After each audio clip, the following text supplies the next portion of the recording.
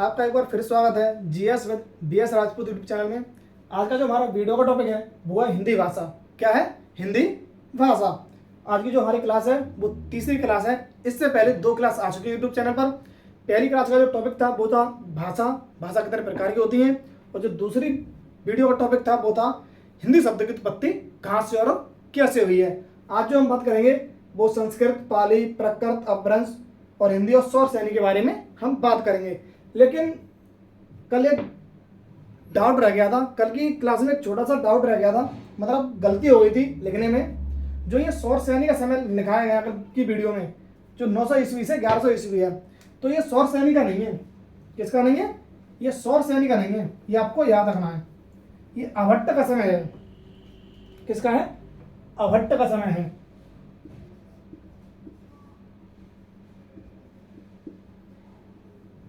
जो ये समय है 900 ईस्वी से 1100 ईस्वी, ये अभट्ट भाषा का समय है। अभट्ट भाषा का समय है, जो अभट्ट का ही बिगड़ा हुआ रूप है हिंदी भाषा। ये आपको याद रखना है। और यहां से जो अपभ्रंश निकलते हैं, कहां से? अपभ्रंश, सौर सैनी अपभ्रंश।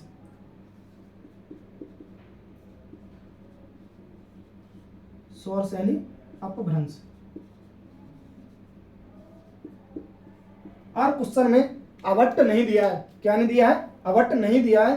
तो वो ये कैसे पूछ सकता है कि सौर हिंदी भाषा का उदय कहां से हुआ है? तो आपको ये भी लगा सकते हैं कि सौर सैनी अपभ्रंश से हिंदी भाषा बनी है। और अभट्ट नहीं दिया है तो आपको ये लगाना पड़ेगा। और जो आज का हमारा जो नया टॉपिक होगा वो संस्कृत भाषा के बारे में बताएंगे। वैदिक संस्कृत कहाँ से और कैसे है, ये इसके बारे में हम बात करेंगे। और आपको हमारी वीडियो अच्छी लगी हो तो प्लीज़ चैनल को सब्सक्राइब करें, लाइक करें और ज़्यादा से ज़्यादा वीडियो को शेयर करें। आपके पास जितने भी स्टडी ग्रुप हैं उसमें वीडियो को शेयर करें। अपने ये कल की वीडियो थी, क्लास 2 की वीडियो थी, उसमें हमने ये बता दिया था, लेकिन आप करेक्शन कर सकते हैं। जहाँ पर सौर सैनी था उसकी जगह सिर्फ आपको एक शब्द चेंज करना है, सौर सैनी की जगह अभट्ट करना है। आज जो हम बात करेंगे वो बात करेंगे वैदिक संस्कृत के बारे में। किसके बारे में? वैदिक संस्कृत के बारे में।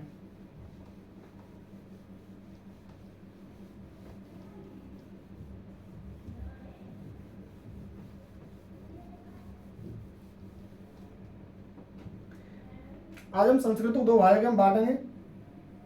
किस किस में बांटेंगे? वैदिक संस्कृत और लौकिक संस्कृत में।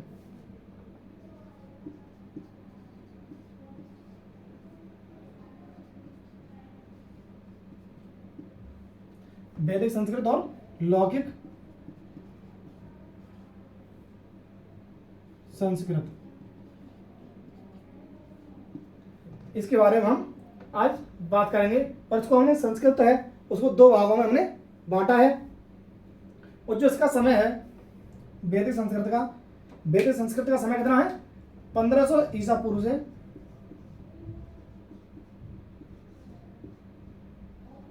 1500 ईसा पूर्व से 1000 ईसा पूर्व।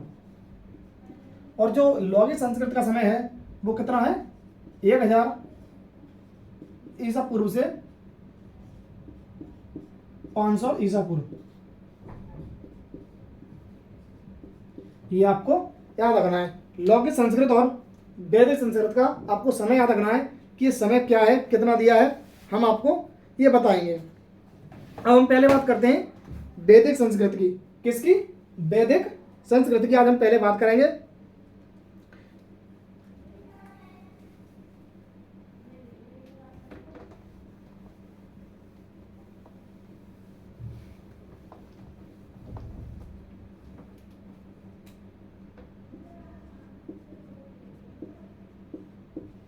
वैदिक संस्कृत, वैदिक संस्कृत के बारे में आज बात करेंगे। इसका जो समय काल है वो कितना है? 1500 ईसा पूर्व से 1000 ईसा पूर्व तक का है। कितना है? 1000 ईसा पूर्व तक है वैदिक संस्कृत का समय। ये आपको याद रखना है। और आपको ये पता होना चाहिए जो वेद लिखे गए हैं, जो 4 वेद हैं हमारे, वो वैदिक संस्कृत में ही लिखे गए हैं। क्या लिखे गए हैं? वेद। जो वेद लिखे गए हैं वो वैदिक संस्कृत यानी कि वैदिक संस्कृत का जो काल चला था उसमें लिखे गए हैं। तो कौन कौन से वेद हैं? ऋग्वेद,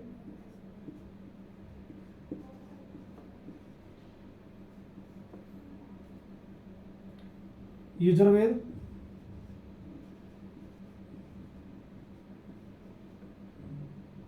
सामवेद और चौथा है अथर्ववेद। कौन सा है? अथर्ववेद। ये चारों वेद वैदिक संस्कृत के काल में लिखे गए, यानी 1500 ईसा पूर्व से 1000 ईसा पूर्व के बीच में लिखे गए हैं ये चारों वेद। ये आपको याद रखना है। अब आगे जो वेदांग हैं, क्या है? वेदांग। वेदांग भी इसी में ही लिखे गए हैं। जो वैदिक संस्कृत का जो काल रहा है उसमें भी वेदांग, क्या जो वेदांग हैं वो इसी में ही लिखे गए हैं। ये आपको याद रखना है। जो वेदांग हैं वो संस्कृत वैदिक संस्कृत के काल में लिखे गए हैं। और जो उपनिषद हैं, क्या है? उपनिषद। उपनिषद भी यहीं पर लिखे गए हैं, यानी कि इसी समय काल में लिखे गए हैं। क्या? उपनिषद। उपनिषद, जो उपनिषद हैं, कितने उपनिषद हैं? 108। 108 उपनिषद हैं, वो यहीं पर लिखे गए हैं, वैदिक संस्कृत के समय पीरियड में लिखे गए हैं। ये आपको याद रखना है। और जो एक उपनिषद है, जो हमारा जो है वो जो सत्यमेव जयते श्लोक है,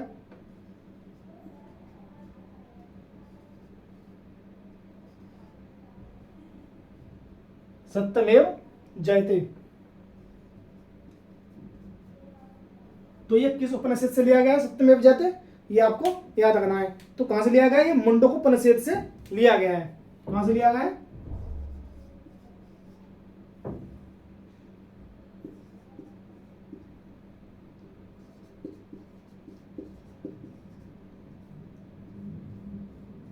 मुंडक उपनिषद से लिया गया है। ये आपको याद रखना है। ये उपनिषद है, 108 उपनिषदों में से एक उपनिषद है मुंडक उपनिषद। यहां से सत्यमेव जयते लिया गया है। ये आपको याद रखना है। और यहां से जो पुराण है, पुराण भी यहीं पर लिखे गए हैं। जो पुराण है ना, जो 18 पुराण कहते हैं, कितने कितने पुराण हैं? 18 पुराण हैं। जो 18 पुराण हैं वो वैदिक संस्कृत के काल में ही लिखे गए हैं। ये आपको याद रखना है। तो इसमें हम कुछ इंपोर्टेंट पुराण है वो उनके नाम लिख देते हैं। अग्नि पुराण,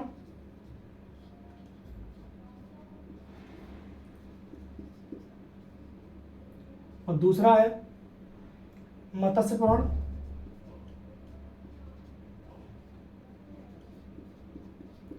और हम तीसरा इधर लिख देते हैं। तीसरा नाम क्या है? वायु पुराण।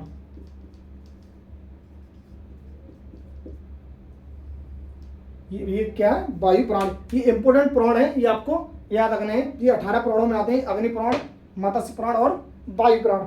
ये आपको याद रखना है। ये वैदिक संस्कृत के बाद समय में ही लिखे गए हैं, जो 1500 ईसा पूर्व से 1000 ईसा पूर्व के बीच में लिखे गए हैं। ये सभी लिखे गए हैं, ये आपको याद रखने हैं। अब हम बात करेंगे लौकिक संस्कृति। किसकी? लौकिक संस्कृति की। इसको अगर आपको स्क्रीनशॉट लेना हो तो ले सकते हैं।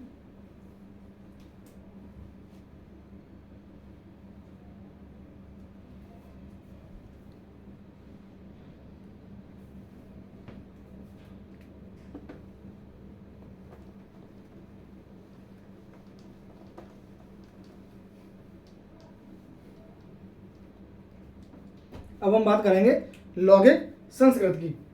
किसकी? लौकिक संस्कृति की।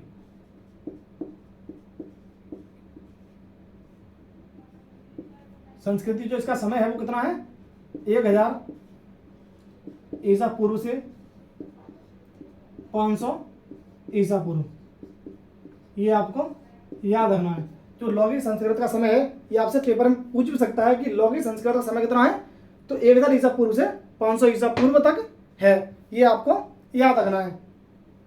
अब हम इसके बारे में कुछ यहाँ पर पुस्तकें, ग्रंथ लिखे गए हैं, तो हम आपको बताएंगे। यहाँ पर एक ग्रंथ लिखा गया है रामायण। क्या? रामायण।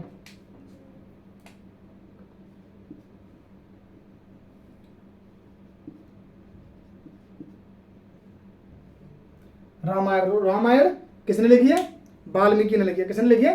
वाल्मीकि ने।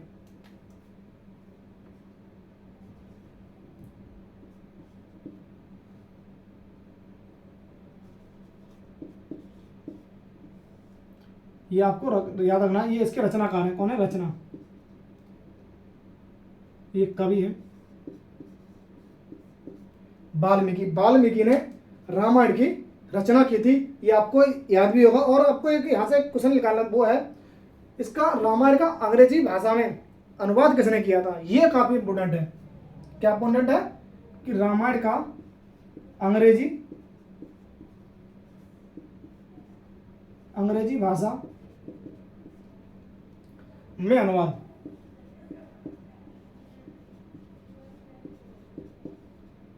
ये काफी इंपोर्टेंट है कि जो रामायण है उसका अंग्रेजी भाषा में अनुवाद किसने किया था।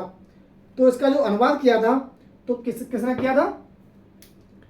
RTH ग्रेफिल ने द्वारा किया गया था। किसके द्वारा?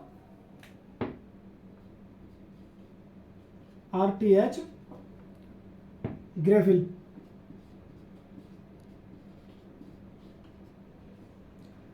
RTH ग्रेफिल द्वारा इसका अंग्रेजी भाषा में अनुवाद किया गया था। किसका? रामायण का। ये आपको याद रखना और काफी इंपोर्टेंट है। ये क्वेश्चन ज्यादा इंपोर्टेंट है कि पूछा भी जा सकता है। आगे है महाभारत। क्या है? महाभारत। महाभारत भी लौकिक संस्कृत में ही लिखा गया है, मतलब लौकिक संस्कृत के काल में ही लिखा गया है महाभारत। महाभारत किसने लिखा है? महाभारत वेद व्यास ने लिखा है। ये आपको याद होना चाहिए। जो महाभारत है वो किसने लिखा है? वेद व्यास ने लिखा है। ये आपको याद होना चाहिए। और हम इस महाभारत के बारे में कुछ इंपोर्टेंट फैक्ट हैं, हम उसको बताएंगे कि महाभारत का प्राचीन नाम क्या था, इसका अंग्रेजी में अनुवाद किसने किया था, और इसका हिंदी में अनुवाद कहाँ से हुआ था, और इसका फारसी में अनुवाद किस नाम से और किसने किया था, ये हम आपको सब बताएंगे। तो महाभारत का जो प्राचीन नाम है वो क्या है?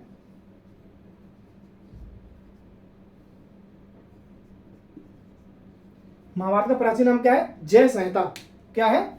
जय संहिता।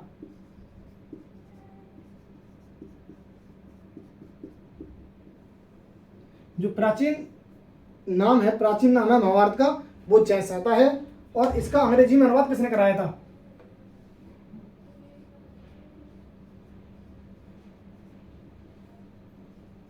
अंग्रेजी में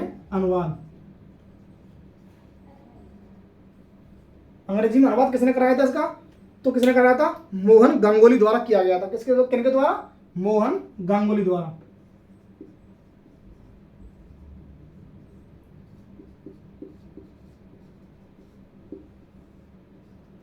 ये आपको याद रखना है। जो इसका अंग्रेजी भाषा में अनुवाद है वो मोहन गांगुली ने कराया था। ये आपको याद रखना है। और इसका जो हिंदी में अनुवाद कहां से हुआ था? हिंदी अनुवाद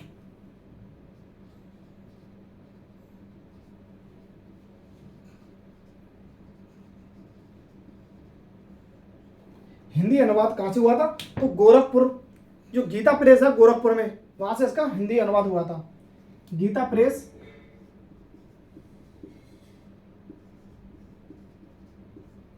गोरखपुर। ये आपको याद रखना है। जो महाभारत का हिंदी अनुवाद किया गया है वो गीता प्रेस गोरखपुर से किया गया है। ये आपको याद रखना है। और इसका जो फारसी भाषा में अनुवाद कराया था वो किसने कराया था? किस भाषा में? फारसी भाषा में।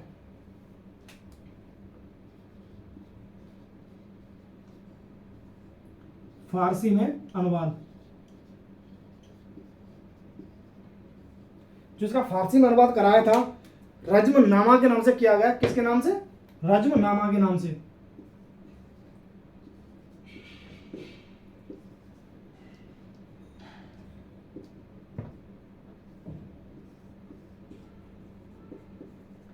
रज्मनामा के नाम से किया गया है। और किसने किया है? तो बदायूं ने किया है। किसने? बदायूं ने।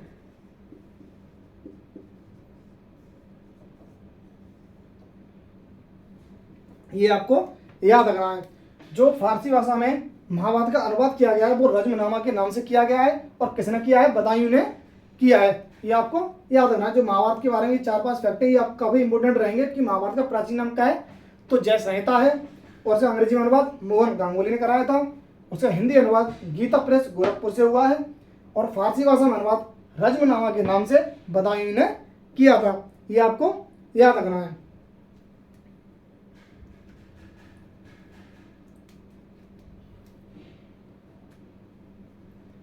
अब एक गीता और को और बता देंगे हम कि गीता, जो गीता लिखी है वो किसने लिखी है, वेद व्यास ने लिखी है।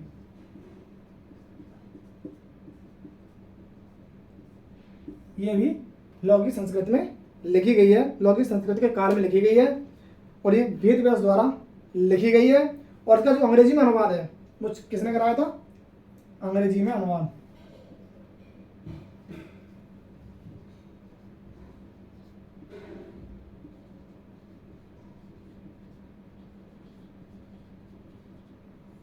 जो इसका अंग्रेजी में अनुवाद है वो किसने कराया था, तो चार्ल्स विल्किंसन ने इसका अंग्रेजी में अनुवाद कराया था। ये आपको याद रखना है। किसने, चार्ल्स विल्किंसन।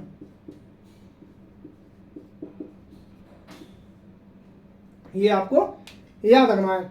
जो ये चार्ल्स विल्किंसन है, इन्होंने अंग्रेजी भाषा में गीता का अनुवाद कराया था और जो गीता है वो वेद व्यास द्वारा लिखी गई है। ये आपको याद रखना है। इतना लौकिक संस्कृत के बारे में आपको याद रखना है। जो लौकिक संस्कृत के समय में इतना कुछ हुआ था और जो इसका समय है वो 11 ईसा पूर्व से 500 ईसा पूर्व है। अब हम आगे बात करेंगे पाली भाषा की। किसकी, पाली भाषा की बात करेंगे। तो आपको लिखना हो तो लिख सकते हैं और स्क्रीनशॉट लेना हो तो स्क्रीनशॉट ले सकते हैं।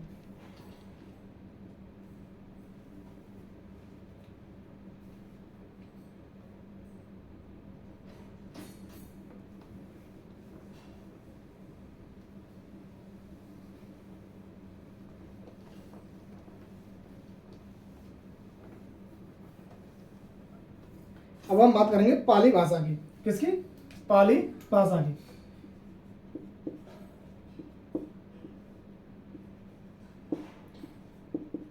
पाली भाषा का जो समय था वो 500 ईसा पूर्व से कितना है, 1 ईस्वी तक। ये आपको याद रखना है। जो पाली भाषा का समय है वो 500 ईसा पूर्व से 1 ईस्वी तक है।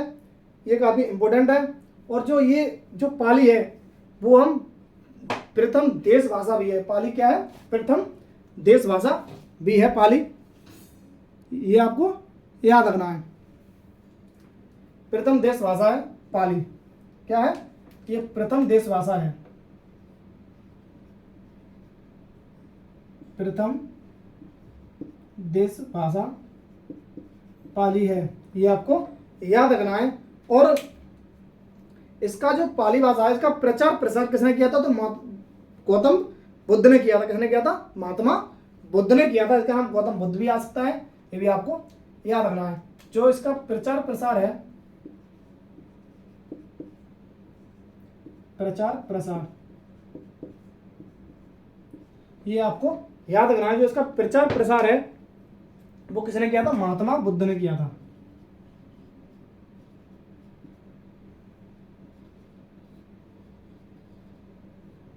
महात्मा बुद्ध ने पाली भाषा का प्रचार प्रसार किया था और काफी ज्यादा प्रचार किया था। ये आपको याद रखना है।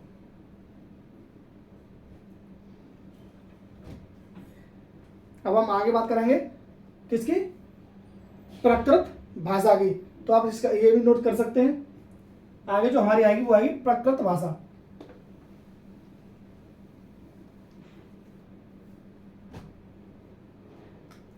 अब कौन सी है, प्राकृत भाषा। ये आपको याद रखना है। और एक जो पाली भाषा है उसके एक नोट डाले लिख लेना पाली भाषा में। किसमें, पाली भाषा में नोट डाले लिख लेना। यहां पर जो बौद्ध ग्रंथ है, क्या है, बौद्ध ग्रंथ, बौद्ध, जो बौद्ध ग्रंथ है वो किस भाषा में लिखा गया है, तो बौद्ध ग्रंथ पाली भाषा में लिखा गया है। किसमें? पाली भाषा में लिखा गया है। ये काफी इंपॉर्टेंट है और पूछ भी सकता है जो बौद्ध ग्रंथ है वो किस में लिखा गया है, तो किस में लिखा गया है? पाली भाषा में लिखा गया है। ये आपको याद करना है, ये नोट लिख लेना अलग से, ये लिख लो पहले, उसके बाद ये प्रकृत भाषा डालना है यहाँ से। आपको इसे लिखना है जल्दी से। और हम बात करते हैं प्रकृत भाषा की। जो इसका समय है वो कितना है?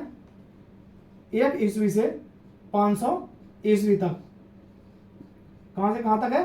1 ईस्वी से 500 ईस्वी तक है। और इसका जो प्रचार प्रसार था वो किसने किया था? महावीर स्वामी ने किया था, यानी जैन धर्म ने किया था। किसने किया था? जैन धर्म ने किया था। और मौर्य काल में हुआ था, गुप्त काल में हुआ था। ये मौर्य की और गुप्त की प्रशासनिक भाषा थी, ये आपको याद रखना है। इसका जो प्रचार प्रसार जैन धर्म में भी हुआ था, जैन धर्म। और जैन धर्म का एक ग्रंथ है, क्या है? जैन ग्रंथ, जिसे हम क्या कहते हैं? जैन ग्रंथ। जैन धर्म का ये ग्रंथ है, जैन ग्रंथ। जो ये लिखा गया है तो ये प्राकृत भाषा में लिखा गया है। किसमें? प्राकृत भाषा में। ये काफी इंपॉर्टेंट है और ये आपको याद रखना है। जो जैन ग्रंथ है वो प्राकृत भाषा में लिखा गया है और ये जैन धर्म से संबंधित है। और जो ये प्राकृत भाषा है ये मौर्य और गुप्त,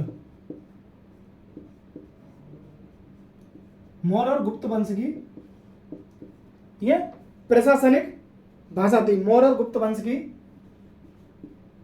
क्या थी? ये प्रशासनिक भाषा थी। ये आपको याद रखना है।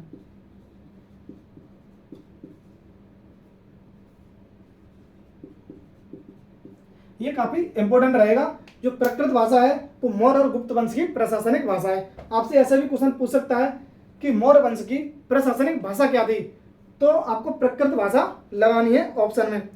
अब हम आगे बात करते हैं अपभ्रंश की। किसकी? अपभ्रंश का, जिसका समय पीरियड लगभग 500 से 1000 ईस्वी तक है। इसका अगर आपको लिखना हो जल्दी लिख सकते हैं।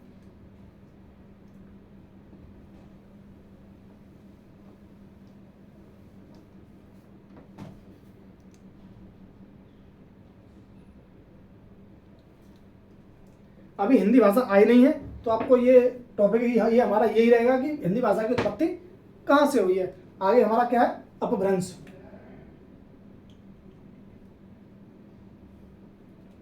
क्या है? अपभ्रंश।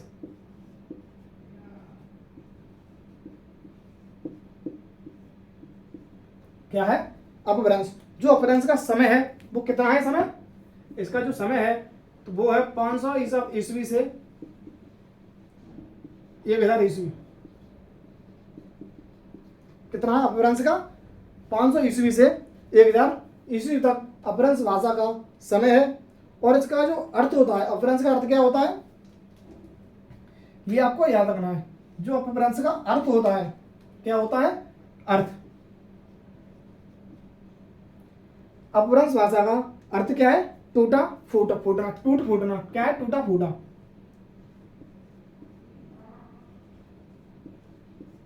क्या है? टूटा फूटा अपभ्रंश भाषा का अर्थ होता है।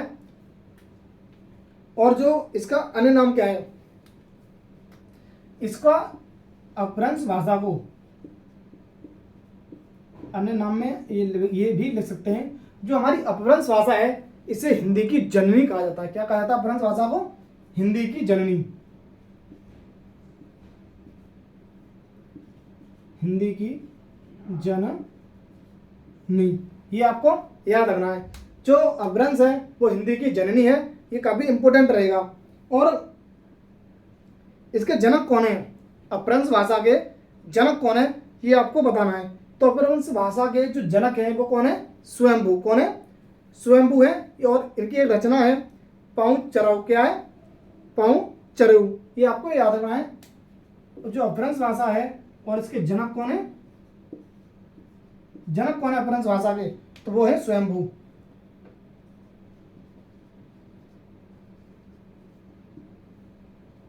कौन है? स्वयंभू है। और इनकी एक रचना है, उस रचना का नाम क्या है?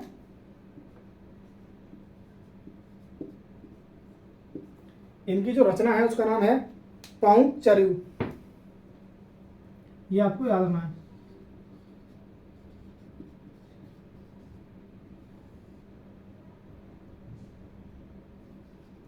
ये इनकी रचना है।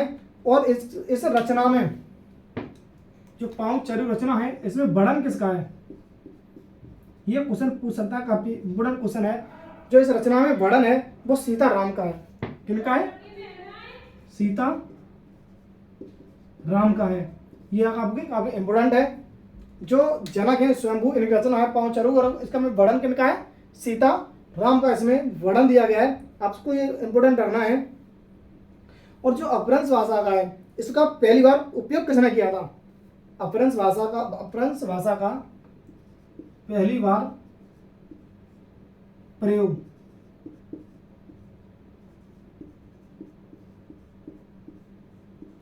अपभ्रंश भाषा का पहली बार प्रयोग किसने किया था? तो ये आपको याद रखना काफी इंपोर्टेंट है। पतंजलि। क्या है?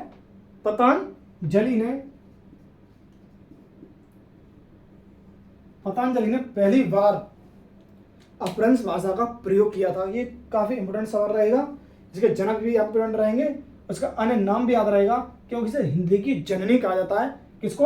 अपभ्रंश भाषा को हिंदी की जननी कहा जाता है। और इसके जनक स्वयंभू है। और इसका पहली बार प्रयोग, किसका? अपभ्रंश भाषा का पहली बार प्रयोग किसने किया था? तो वो आपको याद रखना है। वो प्रयोग किया था, किसने किया था? पतंजलि ने किया था। ये काफी इंपोर्टेंट है। आपको यहां से एक क्वेश्चन है, यहां से ही ये हम हटा देते हैं, नहीं इधर, चलो इधर लिख देते हैं। यानी कि अपभ्रंश भाषा को प्राचीन हिंदी किसने कहा है? अपभ्रंश भाषा को प्राचीन हिंदी किसने कहा? ये काफी इंपोर्टेंट है।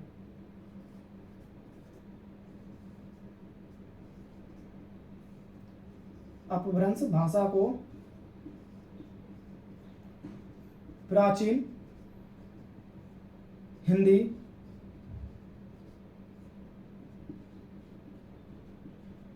किसने कहा है?